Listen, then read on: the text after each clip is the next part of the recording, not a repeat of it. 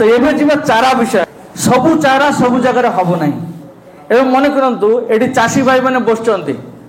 धान हो मका हो गेहूं आम जोटा भी चाष करूँ आखु हो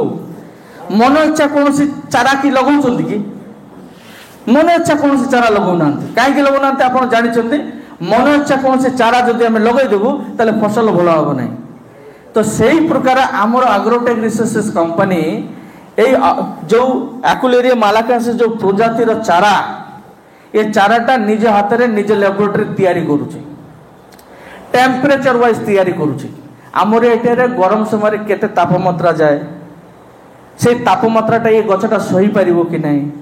बंची पारिबो कि नहीं तो गोटे गोटे चारा सही प्रकार तैयारी करा जाए एवं मंजीरु चारा ये गछर मंजीरु चारा तैयारी हुए कौ गछर मंजीटा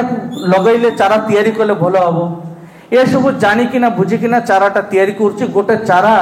तैयारी करने पे 2 वर्ष समय लगे 2 वर्ष तो 2 वर्ष समय पर चाराटा को आम चाषी मान को रोपण पाई दौचु एवं 5 वर्षर इंश्योरेंस दौचु चारा उपरे 5 वर्ष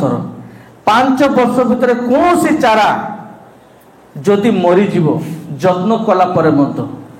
एवं गोटे लोक जत्न करिवो नाही मरीगला ताकू मौसा चारा मिलवा कथा कि नेक्स्ट टाइम जत्न कला किंतु मरीगला गोटे थर ना 10 थर मरीगले मतलब नुआ चारा देव तापे कौन से चार्जेस कौन से पैसा कंपनी नौ ना बुझिले तो ये चाराटा नॉर्मल चारा जेकोसी लोक आसी जदि कहबो अगरुट चारा लगान तो चारा दउची टिके भाबिकिना चिंता करिवे तापर चारा नेबे काहे कि हमर कंपनी गोटे आईएसओ सर्टिफाइड कंपनी।